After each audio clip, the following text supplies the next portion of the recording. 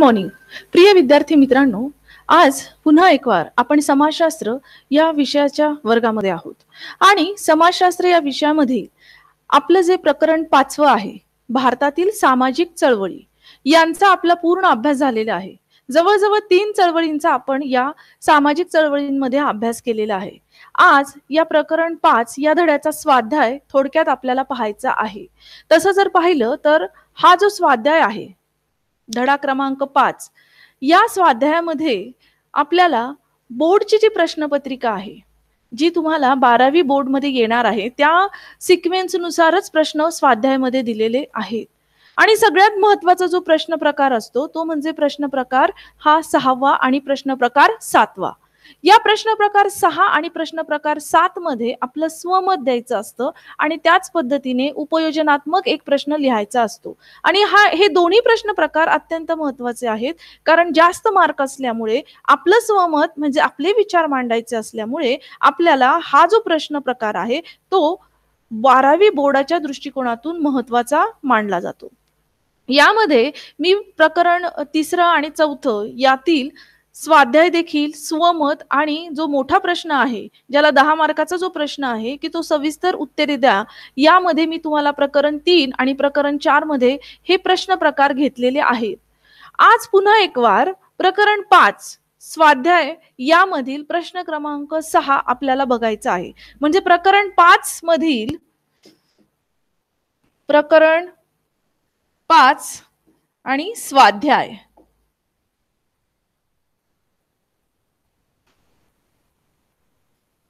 बऱ्याच विद्यार्थ्यांना प्रश्न प्रकार आणि त्या प्रश्न प्रकारानुसार उत्तर कसं लिहायचं, हे एक जे टेक्निक आहे हे शिकणं अत्यंत महत्त्वाचं आहे. आपल्याला माहिती आहे की बोर्डचे जे प्रश्नपत्रिका आहेत किंवा तिथं ज्या पद्धतीने उत्तर अपेक्षित आहे, तर याला पॉइंट्स म्हणजे एक एक गुण आणि पॉइंट्स नुसार आपण ते उत्तर लिहिलं पाहिजे, सविस्तर लिहिलं पाहिजे आणि मग त्या पॉइंट्सला आपल्याला मार्क मिळत असतात. आणि बऱ्याच विद्यार्थ्यांना हे जमत नाही, ते सरसकट प्रश्न वाचतात आणि जसं येईल तशा त्या पद्धतीने उत्तर लिहितात. आता प्रश्न प्रकार हा जो स्वाध्याय मधला प्रश्न प्रकार बोर्डाच्या प्रश्नपत्रिकेमधला 6वा जो प्रश्न प्रकार आहे, म्हणून मी इथे तुम्हाला प्रश्न प्रकार 6 लिहितेय की हा बोर्डामध्ये देखील प्रश्नपत्रिकेमध्ये 6व्या नंबरला येत असतो. आपले मत मांडा. प्रश्न आहे आपले मत मांडा.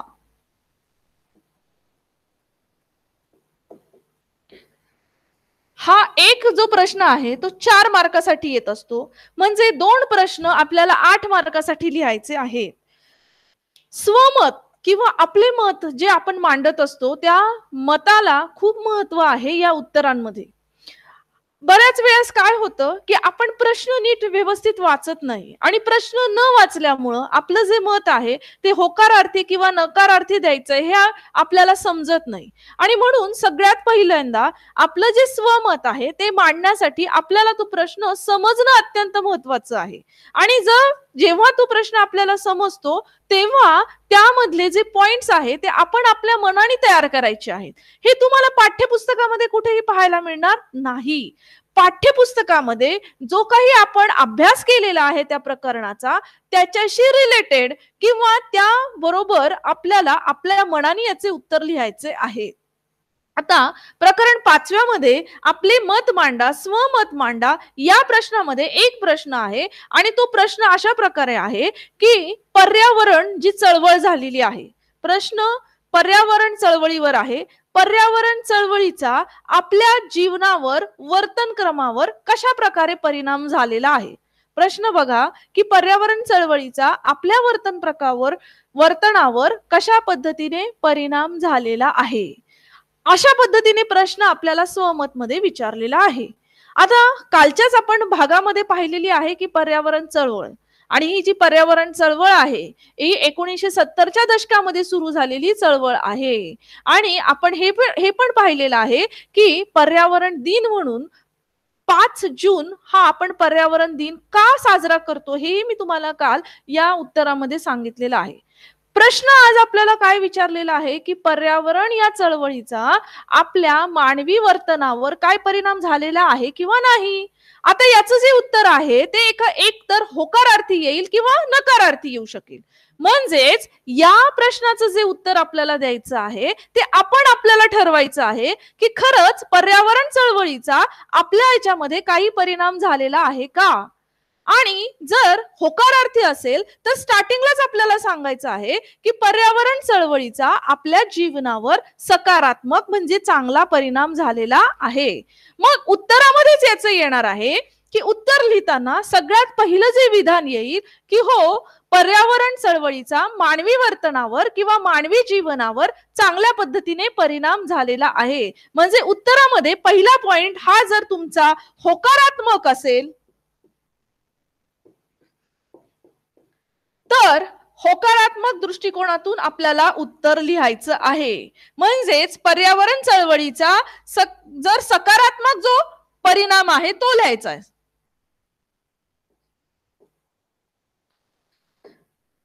आणि इथे जर आपण नकारात्मक जर केलं तर निश्चित अर्थाने आपल्याला याचे निगेटिव्ह पॉइंट्स इथे लिहायचे आहेत. जर पर्यावरण चळवळीचा आपल्या जीवनावर सकारात्मक चांगल्या पद्धतीने परिणाम झालेला आहे तर हे विधान 1 मध्ये जेव्हा आपण लिहितो त्यानंतर आपल्याला त्याचे पॉइंट्स तयार करायचे, आपल्याला आपलं स्वमत मांडायचंय की कशा पद्धतीने मानवी जीवनावर किंवा वर्तनावर या पर्यावरण चळवळीचा चांगल्या पद्धतीने परिणाम झालेला आहे. हेच पॉइंट तुम्ही लिहावे अशी काही इच्छा नाही. हे तुम्ही तुमच्या ज्याला म्हणूया आपण की सरावासाठी तुम्ही उपयोगात आणा किंवा तुम्ही पण त्याच्यामध्ये काहीतरी नवीन पॉइंटची भर घालावी अशी माझी इच्छा आहे. आणि या लेक्चर नंतर हा जेव्हा लेक्चर तुम्ही पाहाल तेव्हा तुम्ही स्वतः देखील पर्यावरणाचा कशा पद्धतीने मानवी वर्तनावर चांगला परिणाम झालेला आहे हे तुम्ही तुमचे पॉइंट्स मला काय करा, व्हॉट्सअप ग्रुपवर पाठवा की आम्ही अशा पद्धतीने पॉइंट्सने हे उत्तर लिहिलेलं आहे. तर सगळ्यात पहिल्यांदा मी पॉइंट काढलेला आहे सकारात्मक याचा की आपल्याला ज्ञान वृद्धी झालेली आहे. म्हणजे ज्ञान वृद्धी, पर्यावरण चळवळीचे ज्ञान वृद्धी आपल्याला कशा पद्धतीने झालेली आहे, मानवी वर्तनावर त्या ज्ञान वृद्धीचा काय परिणाम झालेला आहे हे आपल्याला सांगायचं आहे. पर्यावरण चळवळीमुळे माणसाच्या ज्ञानामध्ये भर पडलेली आहे. हे ज्ञान जे आहे हे ज्ञान माणसाला पर्यावरण जागरूकतेसाठी किंवा पर्यावरणाचं संवर्धन करण्यासाठी किंवा शाश्वत पर्यावरण राखण्यासाठी उपयोगी झालेला आहे. म्हणजे सगळ्यात पहिल्यांदा आपली ज्ञान कक्षा आपण रुंदावलेली आहे. पर्यावरणाचा जर आपल्याला अभ्यास करायचा आहे, त्या चळवळीचा जर आपल्याला अभ्यास करायचा आहे तर त्याचा सकारात्मक प्रभाव जो पडलेला आहे ती आपली ज्ञानवृद्धी झालेली आहे. आपल्या वर्तनामध्ये जेव्हा ज्ञान येतं या ज्ञानाचा उपयोग आपण चांगल्या कृतीसाठी म्हणजे पर्यावरणाचं संवर्धन करण्यासाठी करत असतो आणि म्हणून ज्ञानवृद्धी ही एक खूप महत्वाची बाब आहे. दुसरा जर आपण बघितलं याच्यामध्ये तर आपला जो दृष्टिकोन आहे तो बदलतो. म्हणजेच दृष्टिकोन हा पर्यावरणाविषयी जो आहे हा दृष्टिकोन बदलण्यास मदत होते. जोपर्यंत आपला दृष्टिकोन बदलत नाही तोपर्यंत आपल्या वर्तनामध्ये देखील परिवर्तन होऊ शकत नाही. आणि पर्यावरण चळवळीचा हा महत्वाचा सकारात्मक किंवा चांगला जो बदल झालेला आहे तो म्हणजे आपण आपलं जे दृष्टिकोन आहे की आधी फक्त निसर्गाकडे कशा पद्धतीने पाहायचो की जे नैसर्गिक साधन संपत्ती आहे, जे स्रोत आहे एवढं म्हणूनच आपण त्याच्याकडे पाहत होतो. परंतु आता शाश्वत पर्यावरण या संकल्पने आधारे आपण काय केलेलं आहे, पर्यावरणाकडे पाहण्याचा आपला दृष्टिकोन बदललेला आहे. या पर्यावरणापासून किंवा या नैसर्गिक संसाधनापासून किंवा ज्या समाजामध्ये आपण राहतो त्यापासून आपल्याला काय काय गोष्टी मिळतात आणि त्या जेव्हा आपण आपल्या उपयोगासाठी आणि समाजाच्या उपयोगासाठी जेव्हा आणतो तेव्हा निश्चित अर्थाने आपला दृष्टिकोन बदलण्यास मदत होते. म्हणजे दुसरा पॉइंट आपण काय केलेला आहे की वर्तनातला आपला जो दृष्टिकोन आहे तो बदललेला आहे. तिसरं जर बघितलं तर आपल्याला कौशल्य देखील प्राप्त होतात. काय प्राप्त होतात? पर्यावरणाच्या अभ्यासामुळे कौशल्य.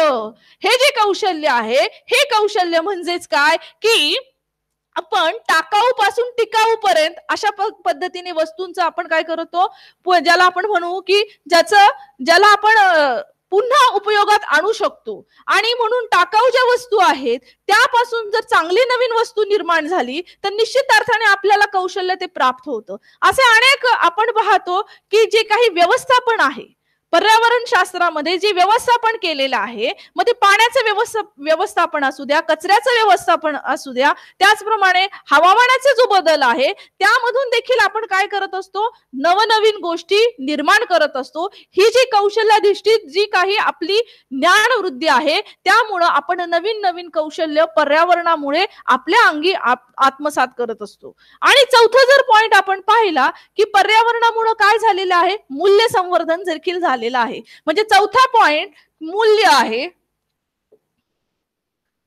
की या मूल्यांमध्ये आपल्याला वाढ झालेली पाहायला मिळते. आपल्या वर्तनामध्ये जर पूर्ण अभ्यासक्रमच पर्यावरणाचा बघितला ना तो मूल्यधिष्ठित आहे. आणि पर्यावरणाचाच काय सर्वच अभ्यासक्रम जे आहेत ते मूल्यधिष्ठित आहेत. म्हणजे तुमच्या क्षमता, कौशल्य आणि मूल्य ही तुमच्यामध्ये जागृत आणि निर्माण झाली पाहिजे.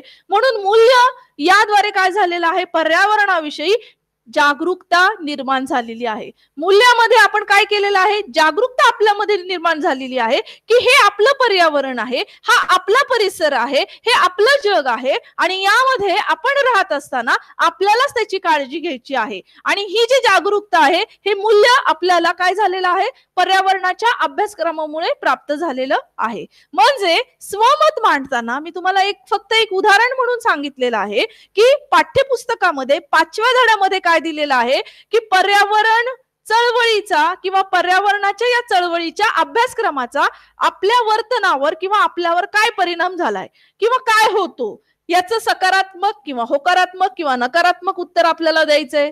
सकारात्मक मी घेतलेलं आहे आणि त्याद्वारे मी तुम्हाला असे पॉइंट तयार करून दिलेले आहेत की ज्ञान वृद्धी झालेली आहे, दृष्टिकोन आपल्याला बदललेला आहे, कौशल्य प्राप्त झालेले आहेत, मूल्य आपल्याला मिळालेले आहेत, जागरूकता निर्माण झालेली आहे. अजूनही तुम्ही काही उदाहरणं पण त्याच्यामध्ये देऊ शकतात की कशा पद्धतीने आपल्याला हवामानातील जे बदल आहेत ते मानवी वर्तनावर, शेतीवर कसे परिणाम करत आहेत आणि त्या दृष्टिकोनातून मग काय काय उपाययोजना केलेल्या आहेत हे तुम्ही देऊ शकता. त्याच पद्धतीने जसं टाकाऊ पासून टिकाऊ कोणती वस्तू निर्माण होते का, किंवा जो काही कचरा आहे किंवा जे काही रासायनिक जे काही आपण म्हणूया की कचऱ्याची जी विल्हेवाट लावतात त्यापासून बायोगॅस कसा तयार केला जातो. म्हणजे असे जे काही प्रकार आहेत जे पर्यावरणाच्या दृष्टिकोनातून मानवी जीवनावर त्याचे परिणाम करतात हे खूप महत्वाचं आहे आणि ते आपल्याला या स्वमत मध्ये मांडायचं आहे.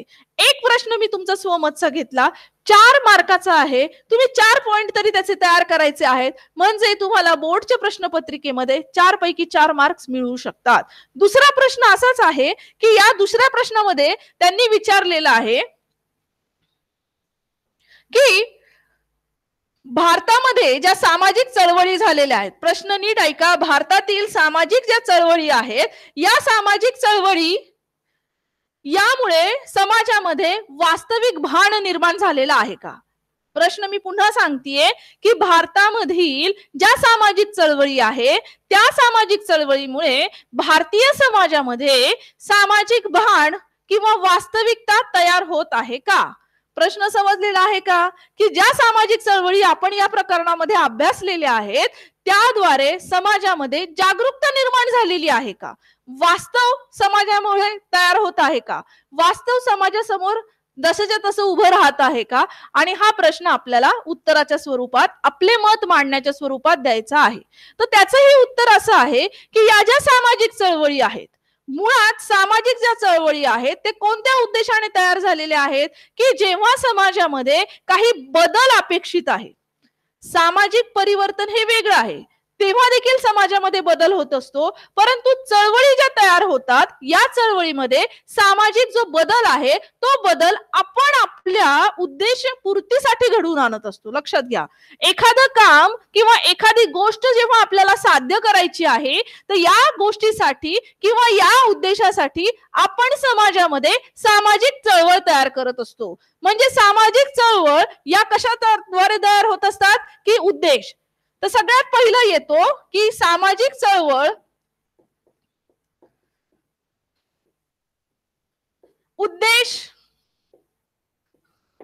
याचा जो उद्देश आहे त्या उद्देशाद्वारे या सामाजिक चळवळ तयार होतात. जर उद्देश नसेल तर सामाजिक चळवळ तयार होऊ शकत नाही. म्हणून आपल्याला प्रश्नाच्या उत्तरामध्ये सगळ्यात पहिल्यांदा हे सांगायचं आहे की ज्या सामाजिक चळवळी समाजामध्ये तयार होतात त्या कोणत्या तरी उद्देशाद्वारे तयार होतात. त्यामुळे त्या आपणच स्वतः तयार करत असतो. त्या आपल्या ज्या मागण्या आहेत किंवा त्या ज्या आपल्या ज्या काही गरजा आहेत त्या पूर्ण करण्यासाठी आपण त्या सामाजिक चळवळी तयार करत असतो. आणि यामध्ये मग या ज्या सामाजिक चळवळी आहेत या सामाजिक चळवळीमध्ये आपण पाहतो की उद्देश आपला सफळ होण्यासाठी या चळवळी आपण तयार करतो. आणि तो उद्देश जर आपला सफळ झाला तर निश्चित अर्थाने समाजामध्ये उद्देश झाल्यानंतर जागरूकता तयार होते. काय होते? जागरूकता. की अमुक अमुक एखाद्या घटकासाठी आपण समाजामध्ये चळवळ तयार केलेली आहे, अमुक एखाद्या गोष्टीच्या मागणीसाठी आपण ही चळवळ उभारलेली आहे. आणि मग साहजिकच या चळवळीचा जो उद्देश आहे की समाजामध्ये जागरूकता तयार करणं, हा जागरूकता तयार झाल्यामुळे सामाजिक चळवळी या वास्तववादी किंवा समाजामध्ये एक चांगलं जागरूकता निर्माण करतात किंवा समाजामध्ये ज्याला म्हणतात की सामाजिक चळवळीमुळे एक जागरूकता आणि समाजभान तयार होत असतं. म्हणजे समाजामध्ये आपण कोणत्या गोष्टीसाठी चळवळ करतो ही गोष्ट आपल्याला सगळ्यात पहिल्यांदा लक्षात येते. आणि म्हणून पहिला जो पॉइंट आहे तो आहे की सामाजिक चळवळीचा उद्देश आणि त्याद्वारे निर्माण झालेली जागरूकता. दुसरं आहे की सुधारणा. सामाजिक चळवळीद्वारे काय झालेलं आहे? समाजात सुधारणा कार्य झालेलं आहे. अनेक जे समाज सुधारक आहेत या समाज सुधारकांनी काय केलेलं आहे की समाजामध्ये अशा काही सामाजिक चळवळी तयार केलेल्या आहेत की त्याद्वारे समाजामध्ये ज्या काही रूढी परंपरा होत्या किंवा ज्या काही कर्मठ जे विचार होते, विचारसरणी होती ती दूर करून समाजामध्ये सुधारणावादी प्रयत्न करण्यासाठी किंवा सुधारणा कशा तयार होतील अशाद्वारे त्यांनी चळवळीचं एक ध्येय साधलं आहे. म्हणजेच समाजामध्ये या सामाजिक चळवळीद्वारे काय तयार झालेली आहे? सुधारणा, चांगली गोष्ट किंवा प्रगती, उन्नती या सामाजिक चळवळीमुळे तयार झालेल्या आहेत. या सुधारणांचा जर आपण बघितलं तर चांगल्या पद्धतीने त्याचा उपयोग झालेला आहे किंवा ज्याला आपण उन्नती म्हणूया किंवा ज्याला आपण क्रांती म्हणतो की हे जे प्रकार आहे हे सुधारणामुळे तयार झालेले आहेत. आणि सामाजिक चळवळीद्वारे काय झालेली आहे? सुधारणा झालेली. दुसरा जो पॉइंट आहे की समाजामध्ये वास्तविकतेचे भान आणण्यासाठी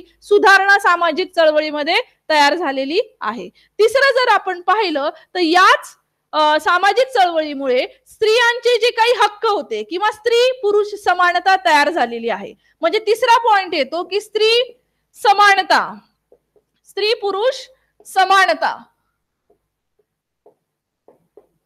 सामाजिक चळवळीद्वारे समाजामध्ये स्त्री पुरुष समानता ही तयार झालेली आहे. ही जी स्त्री पुरुष समानता आहे ही देखील समाजामध्ये चांगल्या पद्धतीने जोपासलेली आहे. आधीची जर स्त्री आपण पाहिली आणि आजच्या स्त्रीमध्ये बराचसा फरक झालेला आहे. आधीची कुटुंब व्यवस्था, आजची कुटुंब व्यवस्था ही समानतेच्या आधारे समाजामध्ये ठेवलेली आहे. म्हणून समानता हे एक जे तत्व आहे हे सामाजिक सुधारणा चळवळीचा एक भाग आहे आणि आज ते समाजामध्ये राहिलेलं आहे की स्त्री पुरुष समानता तयार झालेली आहे. स्त्रियांचे शिक्षणाचे जे हक्क आहेत किंवा स्त्रियांचे जे प्रश्न होते, ज्या समस्या होत्या या सामाजिक चळवळीद्वारे काय झालेलं आहे? निवारण्यास मदत झालेली आहे. चौथा जर पॉइंट बघितला तर सामाजिक चळवळीद्वारे जे काही रोजगाराचे प्रश्न होते, मग ते शेतकऱ्यांचे प्रश्न असू द्या, रोजगाराचे प्रश्न असू द्या, उद्योगधंद्यामध्ये जे कामगार आहेत त्या कामगारांचे प्रश्न असू द्या, या प्रश्नांना किंवा त्यांना निर्माण होणाऱ्या समस्यांना काय झालेलं आहे? या चळवळीद्वारे एक कुठेतरी दिशा किंवा वाट सापडलेली आहे. आणि म्हणून प्रश्न किंवा समस्येचं निवारण करण्यासाठी देखील चौथा पॉइंट आहे समस्या निवारण्यासाठी या उपयुक्त आहेत. समस्या निवारण्यासाठी, निवारणे, समस्या निवारण्यासाठी या सामाजिक चळवळी देखील समाजामध्ये वास्तविकतेचं काम करत आहे. आज कोणतीही समस्या समाजामध्ये येऊ द्या, परंतु जेव्हा त्याचं जागरूकता निर्माण होते, जेव्हा या समस्येविषयी एखादी आंदोलन चळवळ उभारली जाते, तेव्हा समाजाचं लक्ष त्या चळवळीकडे जातं, त्या प्रश्नाकडे जातं, त्या समस्येकडे जातं. आणि मग काय होतं